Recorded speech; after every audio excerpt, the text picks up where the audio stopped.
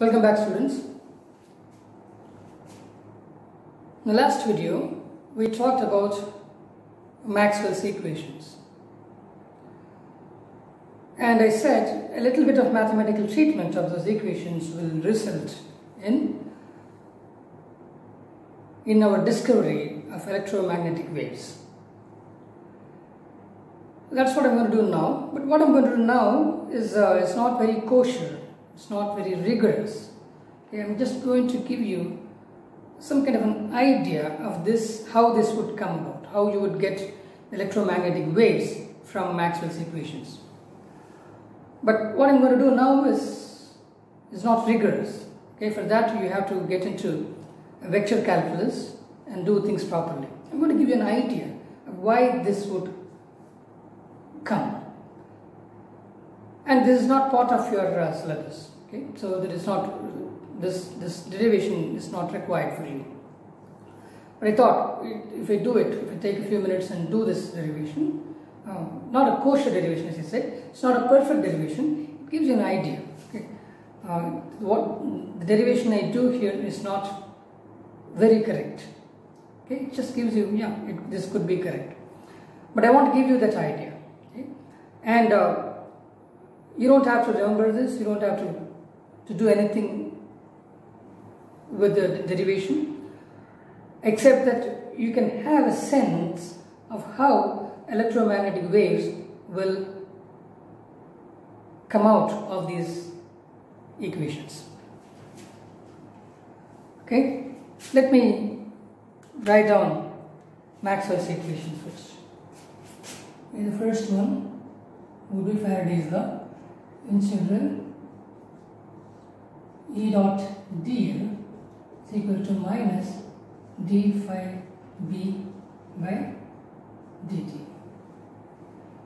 And then the second would be integral b dot dl is equal to mu naught I plus epsilon naught mu naught epsilon naught to d phi e by dt. And then third equation is integral E dot dA, the surface integral, and that is going to be Q enclosed by epsilon naught. Then the fourth equation plus the surface integral of B over a closed surface, that will be 0. So these are the four equations. Okay. So this is from Maxwell. So now I'm going to take as a special case. Okay. Let's suppose this is a magnet. Suppose this is a magnet, and I am going to move this up and down. Okay. So clearly this magnet will have a magnetic field everywhere. Okay. So if I do this, if I do it here up and if we make this magnet go up and down, then the field around this magnet will change. See, when I do this and take this point, clearly when it is here, it will have some magnetic field. And when it goes down, that will change. It comes up, that will change again. So the magnetic field here is changing. As this field is changing, then there must be an EMF induced here too. There may be a small EMF, but you should have an electric field produced by this change in the magnetic field strength here. Okay? And note that electric field is also changing, because when it is going up, then electric field will have some value, then going down, then another value. So that is also changing. Both the magnetic field and the electric field produced by that changing magnetic field is also changing. Okay, so you can see this. Suppose I apply these laws to this piece. I'll take a very small piece and then apply these laws, okay, to this piece. So what will happen if I take this? The magnet is going up and down here. Okay? and I take this space. That space, clearly this is true. B dot dA, that must be true. And this would become 0. I'll start with 4. 4 B dot dA is going to be 0. That's true. Whether you have a magnet there or you don't have a magnet there, this will be equal to 0 all the time. And about 3, check it, E dot dA. See here, there are no charges in this space. So that is also 0. Okay? And let me focus on this, the first one. First, that's going to be, check it out, E dot dl, that is equal to, definitely there is a flux change, so this equation will hold good, d phi b by dt. This is fine. Let's look at 2.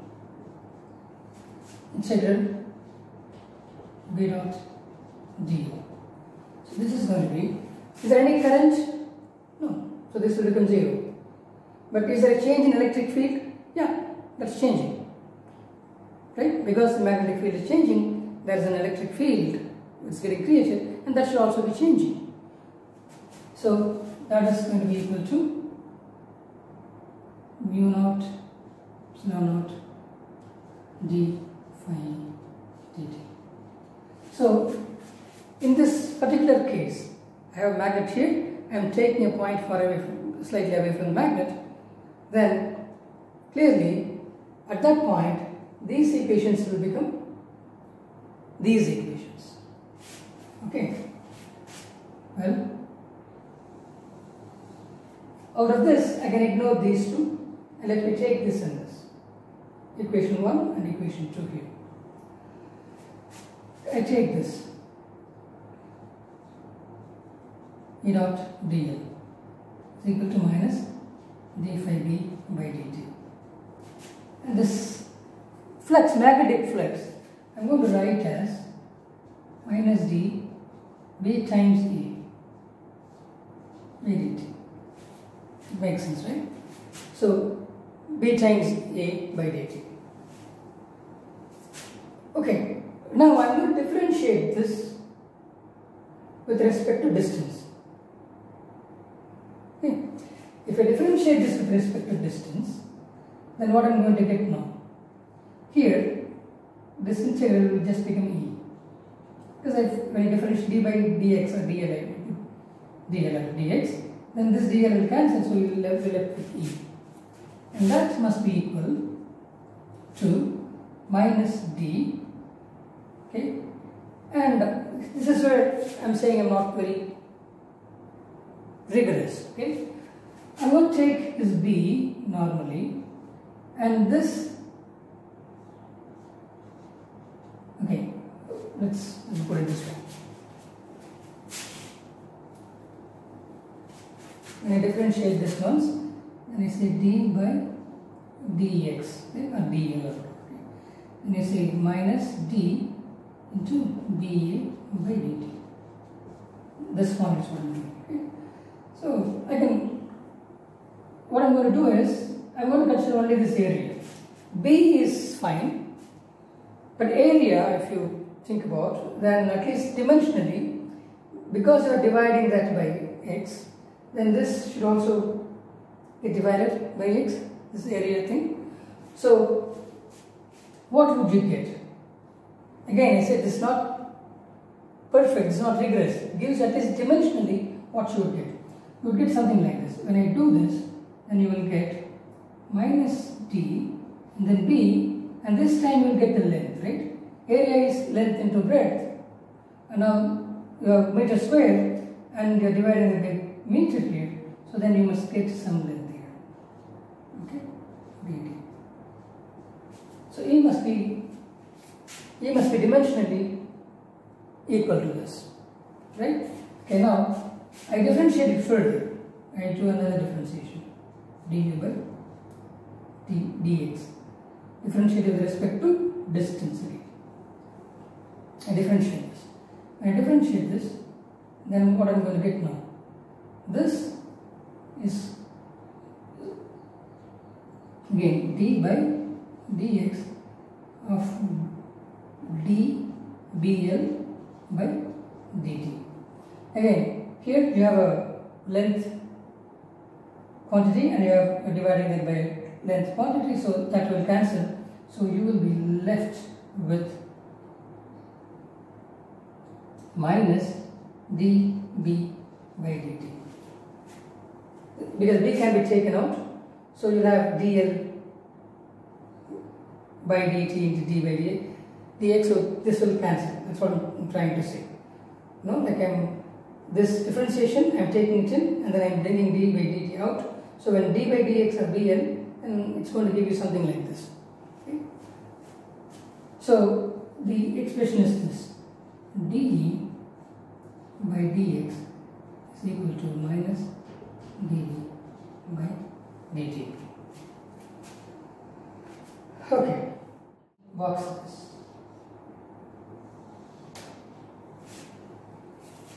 I'm going to do the same thing to this equation, whatever I've done. The two differentiation, the two levels of differentiation I did for this, I'm going to do the same thing to this, b dot dl. Okay, I'm going to take this equation. So this is the first step, right? And this is the second step, is to do the same thing to b dot dl is equal to mu naught epsilon naught to d phi e by dt. That must be equal to mu naught epsilon naught. Then I can write this as d of E into A. Phi E, the electric flux can be written as this, E into A by dt. Okay. So if I differentiate it once, then I will get B. Okay, and that must be equal to mu naught epsilon naught. And then this, again, I can take E out, and then this is area. Then I'm going to do this, right? D by dx of d into Ea by dt. So I can bring this out. Then I can get this is going to be equal to mu naught epsilon naught. Let me take this in, d by dt of d by dx of Ea by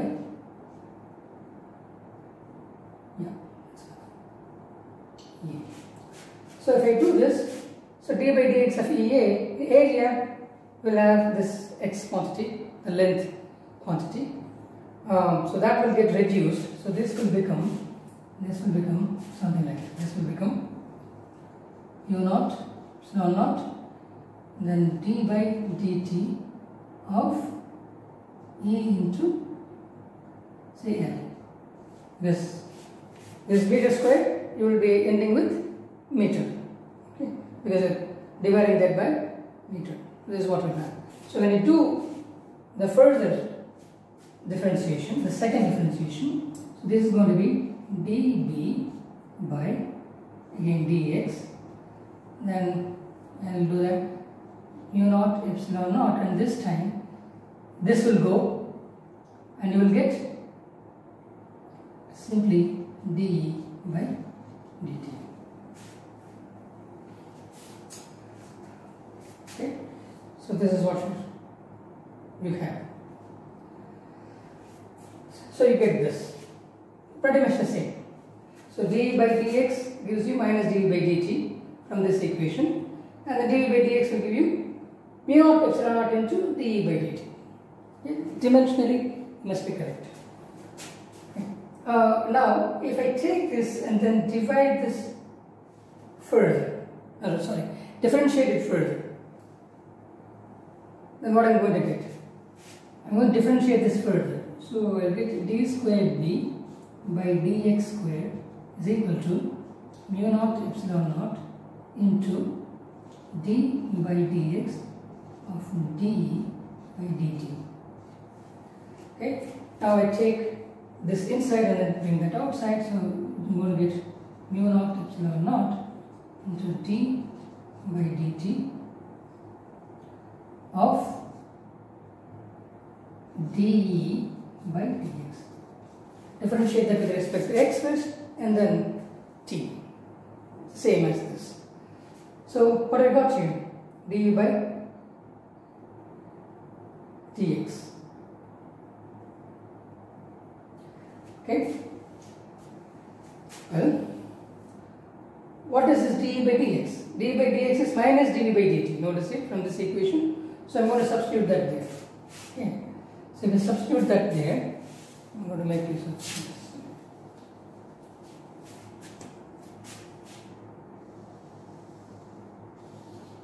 I'm going to make use of this. Okay.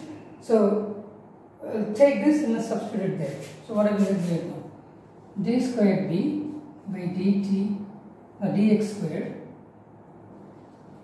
is equal to mu naught epsilon naught into d by dt of d by dx. I'm going to have minus dv by dt. Minus dv by dt. What is this going to be? This is going to be d squared b by dx squared equal to minus mu naught epsilon naught to d squared b by dt squared. So this is a wave equation. You remember? D squared y by dx squared is equal to minus 1 by v squared into d squared y by dt squared. This was the general wave equation. You see, now suddenly you get a wave equation here. I took the field values and then started differentiating because it's changing, right? So this was changing, that was changing, and that was changing. So if that is changing, this must be changing. So they're changing together. So for those changes I kept differentiating. Then finally I am having this equation, and that is similar to this equation, which means that v squared, 1 by v squared must be equal to mu naught epsilon naught, and then v squared must be equal to 1 by mu naught epsilon naught. Okay. So then what is the speed v? I know mu naught, I know epsilon naught, then I should be able to find v. I mean, another way of doing it is, I'm going to multiply this by 4 pi, divide this by 4 pi. So I'll get v squared is equal to 1 by 4 pi epsilon naught into 4 pi by mu naught. This is equal to 1 by 4 pi epsilon naught is 9 into 10 power 9 multiplied by 4 pi divided by, what is mu naught? 4 pi into 10 power minus 7. 4 pi and 4 will cancel, and 10 power minus 7 will go there. So now we'll get v squared is equal to 9 into 10 power 16. So v will be equal to 3 into 10 power 8. So you can also find the velocity of this wave, and that happens to be the speed of light. So first you realize that this change produces a wave there with this velocity. Okay, with this velocity, and that velocity happens to be the speed of light. So if I just take a magnet and then shake it here, then it is going to produce an electromagnetic wave there, and the speed of the wave is the speed of light. And that begs the question, is light an electromagnetic wave? Because light travels with the same speed as the wave that I have generated by making my magnet go up and down. So this is how he came up with the idea, the discovery of electromagnetic waves. And this is how we are able to say that light is also an electromagnetic wave. So this derivation is not kosher. Don't worry about this derivation. Forget this. This is not kosher, this is not perfect, this is not rigorous, because these differentiations are a little inexact. Okay? They are not exact.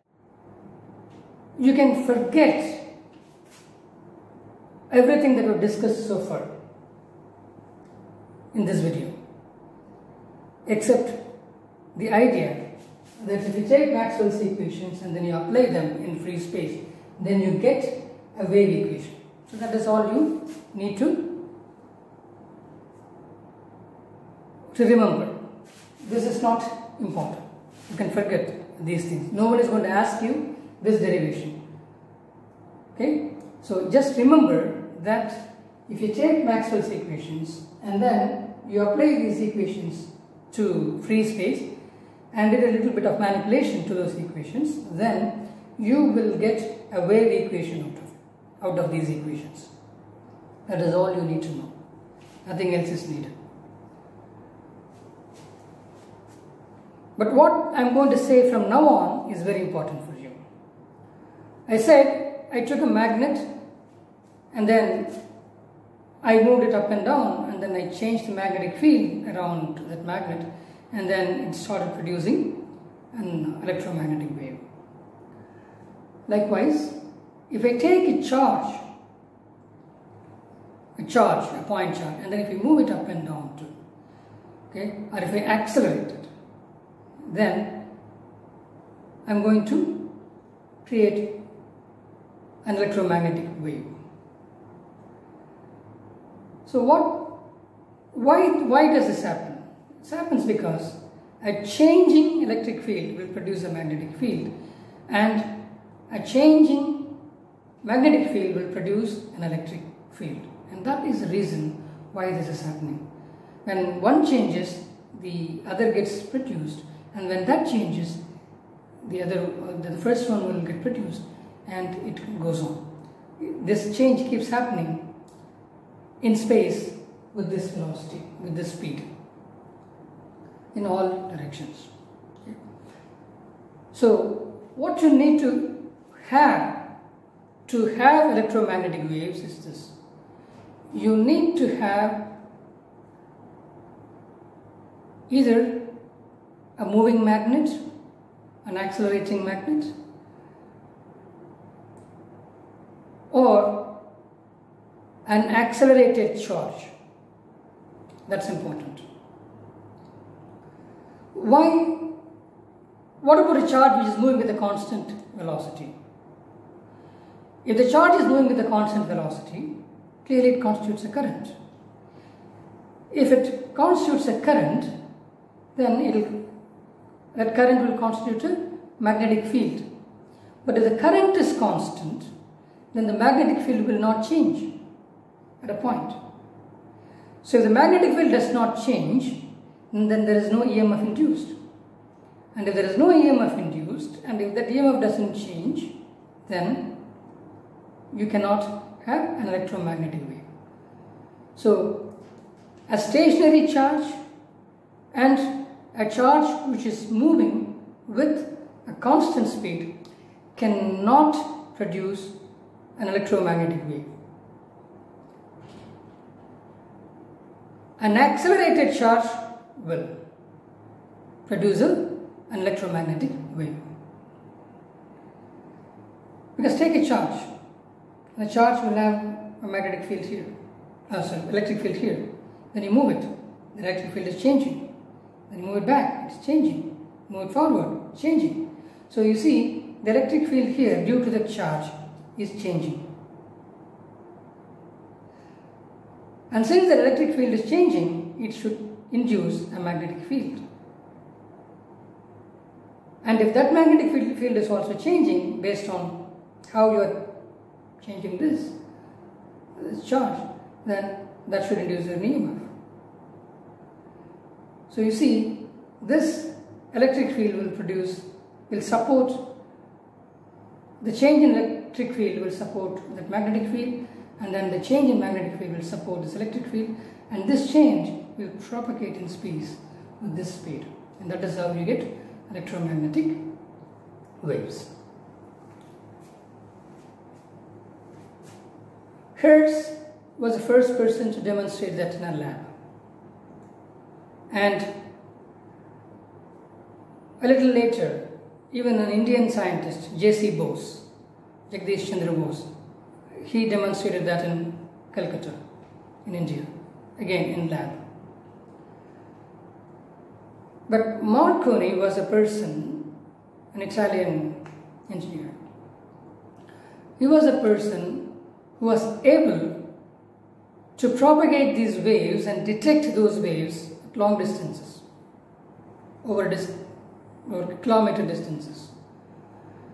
So once that was established, then the radio revolution took place.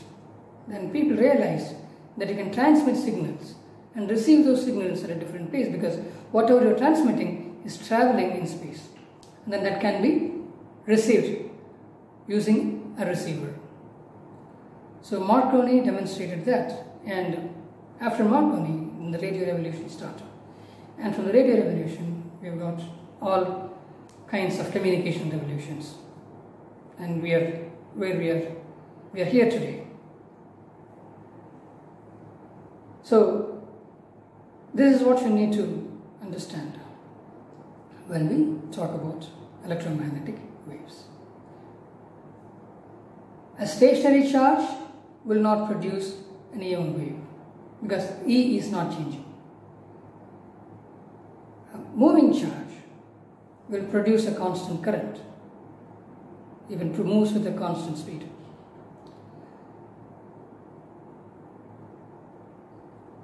And that current will constitute a magnetic field, and that will not change. For you to have electromagnetic waves, both the electric field and the magnetic field must be changing. So an accelerated charge can produce electromagnetic waves. This is what you have to understand. This is critical. This is important. The derivation I came up with is not important. It's not even kosher. Just gave an idea. To do the derivation perfectly, you require vector calculus. That is not important for us. If you can get an idea, just, yeah, that makes sense, then that is enough. Then we can move on with that idea. You should be wondering how these equations will produce electromagnetic waves. I've just shown you, kind of qualitatively, kind of in an inexact way, how these equations can result in a wave equation. So, the change is important. All this differentiation is talking about change. Change is important. If these changes take place, then electromagnetic waves will happen. Hope this is clear to you. Okay, we've said that the electromagnetic waves propagate in space from Maxwell's equations. Then what would be the direction of the electric and magnetic fields when these waves propagate in space? The electric and magnetic fields would be perpendicular to each other. First, let me draw this. First, how the propagation will take place. So I have the x-axis here. I call this as x-axis, and then this as y-axis, 90 degrees to that. So x cross y, then z. So this is the z-axis in space. Okay. Suppose the waves propagate along this z-axis. So along this line, you have the electromagnetic waves propagating. They're traveling along that line. And what would be the value of E and B along that line? See, we're not talking about other places, we are just talking about points here along the z-axis. Okay? So because the wave is traveling like this. So the the question is, what is the value of E at this point and B at this point? And what's the value of E at this point and B at this point? It is traveling. So you notice this. If I take a point in space, then if the wave is traveling, what does it mean? It is not doing this up and down thing. What it means is this.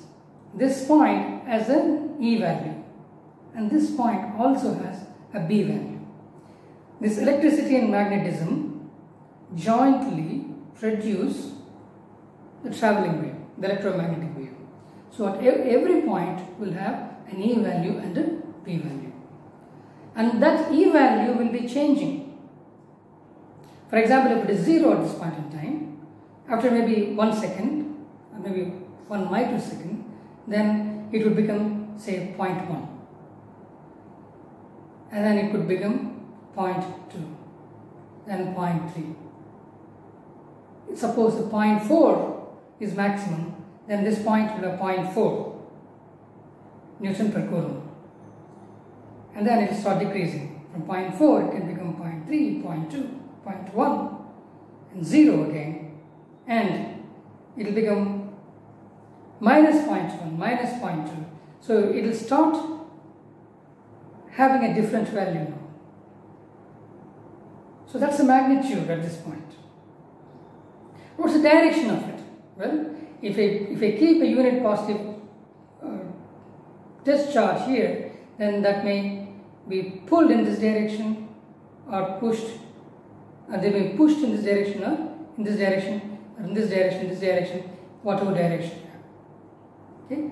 So which direction is it getting pushed or pulled, depending on the value here, and that tells you the value of the electric field and its direction. So it is like this. You have to remember this. You have to understand this. So because I'm going to draw a curve, but that curve is not what is happening. It is just a representation of what is happening. First you have to understand what's happening. So I have taken this line, I have taken a point along that line, and that point will have an E value and a B value, and that will be changing. If the point has some value now, it will have some other value a little later. That is what we say, that is what we mean by electromagnetic waves. When we say electromagnetic waves are traveling, it's what we mean. First it is 0, the value of E is 0, then it goes to a maximum at the same point, and then it will come back to 0, then it will go to minimum at the same point, then it will come back to 0.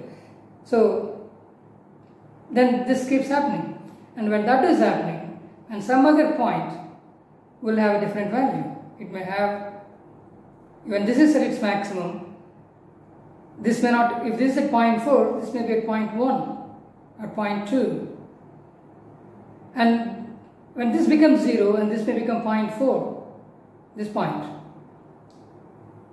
value. So this is what you mean when you say the wave is traveling.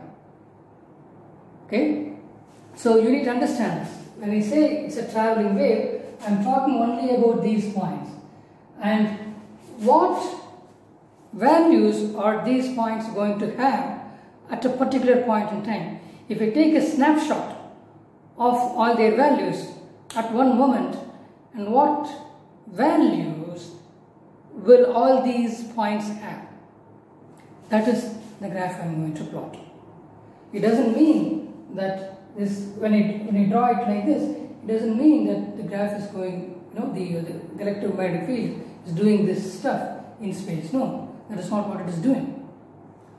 We are referring only to these points. We are referring only to the value of the field in this, at these points. Okay, so the electric field will be like this.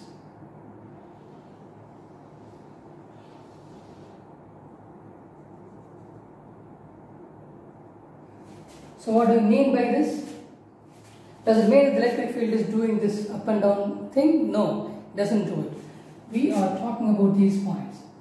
What it means is that when this point has this value, this point will have this value, and this point will have this value, this point will have this value. I am not jumping from this point to this point. Keep that in mind. I am staying in that point only. All I am saying is, at this point, I will have this magnitude. I am representing the magnitude of the electric field at that point. When this point has this value, this point will have this value. So that is what I mean when I draw this curve. It doesn't mean that the curve is doing this stuff. The electric field is doing this oscillation. You know, it's not going down and up. It doesn't do that. We're talking about one line and all the points along that line.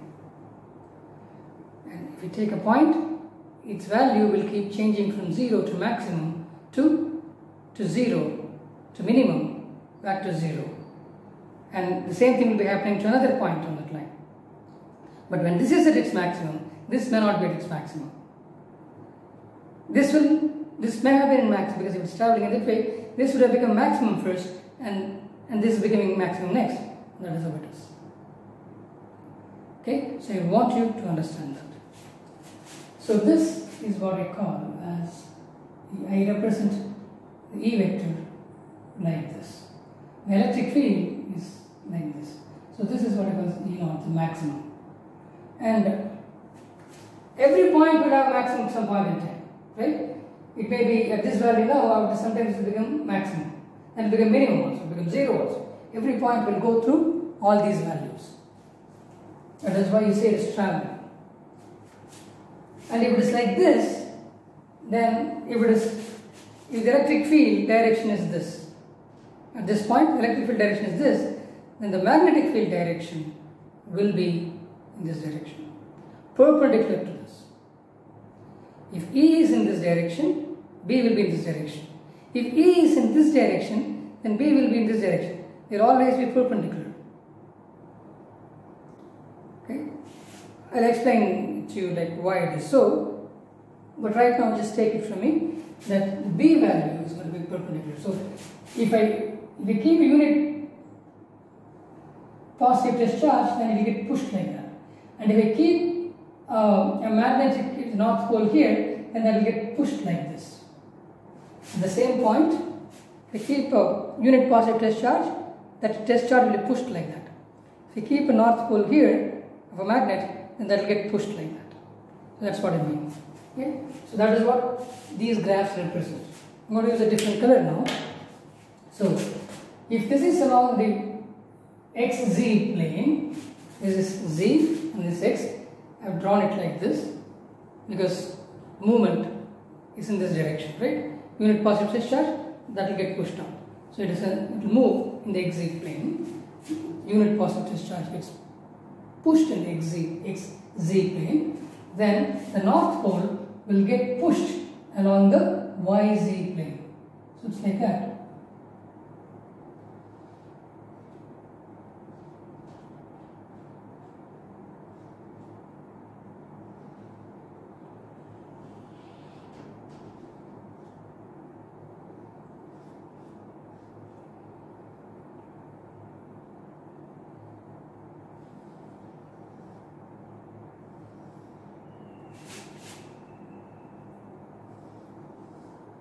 So it will be along this, the YZ plane. It is on that plane actually. Okay. So this, the electric field is in this plane, XZ plane. So and the wave will travel in this direction along the Z plane. So the way to do it is E cross B will give you the direction of propagation. So the direction of propagation can be obtained from this expression E cross B. It's always, if you know the E field, then if you know the B field, E cross B will give you this way. If E is this way and B is this way, then E cross B the wave will be traveling in that direction. So E cross B will give you the direction of the wave. So it's actually called as a pointing vector. Okay, so it's called as pointing vector.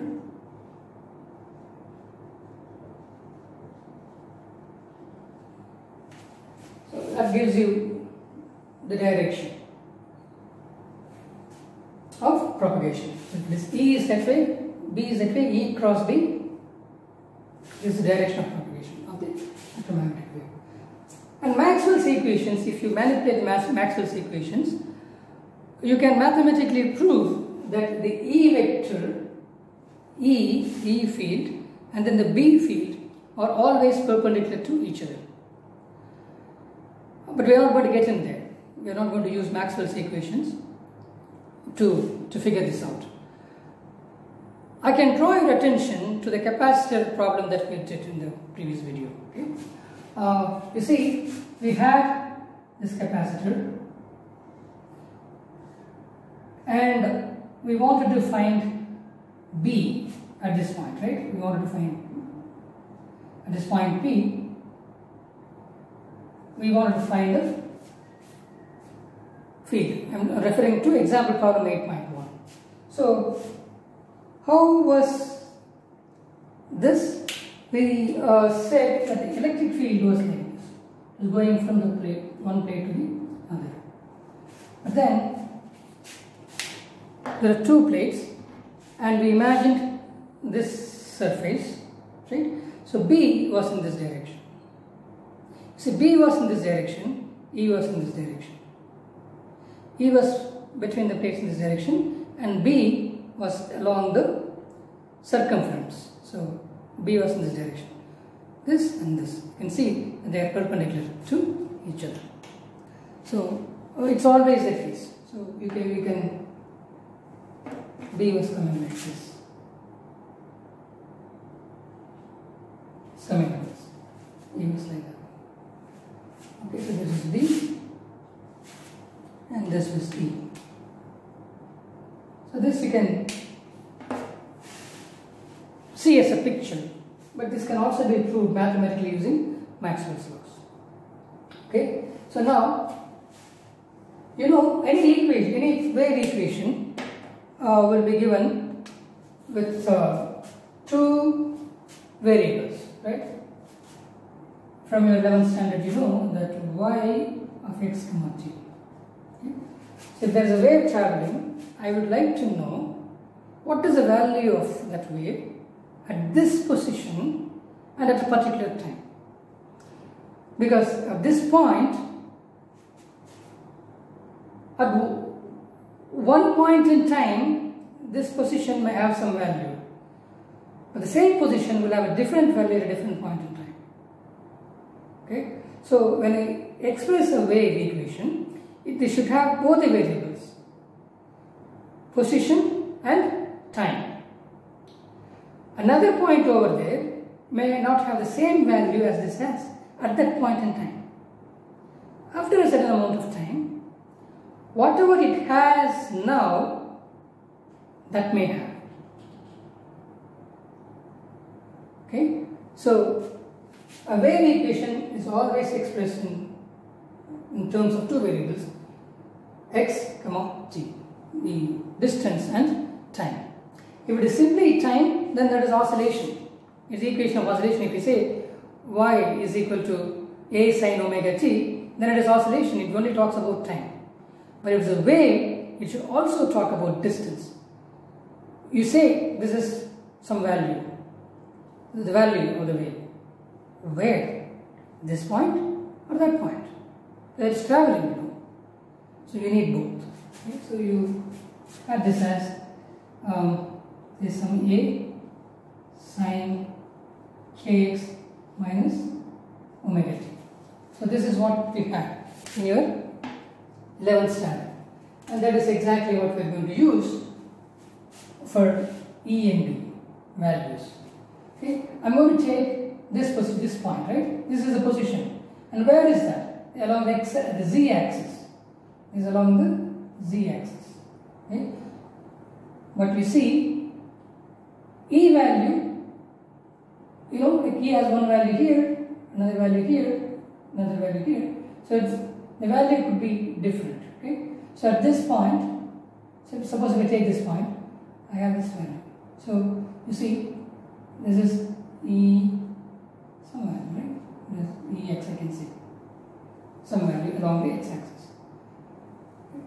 So I can say that E is equal to E naught, which is a maximum, okay, and then sine, then K, what is this? I need to take this point, right? Okay, this is, I'm referring to this point. So K, let's say this is Z now, Kz, the Z axis, Kz minus omega t. So this will be the value of E at a point which is at Z distance from the origin. So Kz minus omega t. Okay. So, and where is this E? What is the E direction? It's along the x-axis, right? So say x. Doesn't make, I mean, it's not very important. All you're saying is E is along the x, E is here, E is goes along the x-axis. That's all you're saying. And what's the value of that E along the x-axis? Then you say that this E naught sine Kz minus omega t. That's what you need. Okay, so this is actually, I can write it even like this. So this is E. You're saying that E is along the x-axis. That's all you're saying. Where that would be Z comma t actually. So the point is here along the z-axis, because that is how the wave travels. This is what you say. This is just for, this is just a label, but this is the position. Okay, just a label. But the label tells you that E is in the x direction. That's all. But this is the position. The position is here. Okay. Likewise, let me take B. Take favor to write B. Now B. Which direction is that? Along the y direction. Now then, what are you going to find B at? You're going to find B at this point, right? At this point, this is E, and you want to find B for this point. And that is going to be again how far it is from the origin, which is Z comma T. That is equal to B naught, and then sine, then K Z minus omega t. Note that they both have the same frequency, and then they both have the same wavelength. Okay. Then what is the frequency? What is the frequency of this oscillation? What is the frequency of this oscillation? The frequency of this oscillation depends on how much I oscillate. It is not going to decide the speed. I've told you already that as the speed of the wave depends on the medium, and then the frequency depends on the oscillator. So I can control the frequency. So I am the oscillator. I take this magnet and then I take it up and down. Then I can control the frequency of this oscillation. But the speed I cannot control. But once the speed is fixed for a medium, then depending on my frequency, I can calculate the wavelength. Speed is not in my hands. Frequency is in my hands. And wavelength will depend on the speed and the frequency. Speed is an independent quantity and frequency is an independent quantity. Wavelength is a dependent quantity. Okay? So here, what is the value of K? K is 2 pi by lambda. Okay. This is the angular wave number. Right? So 1 by lambda is a wave number, and you are multiplying that by 2 pi, so you get the angular wave number. So this is the angular wave number.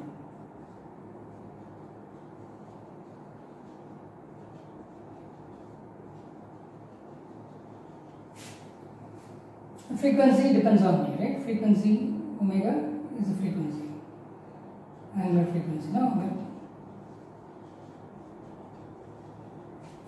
so frequency depends on the oscillator.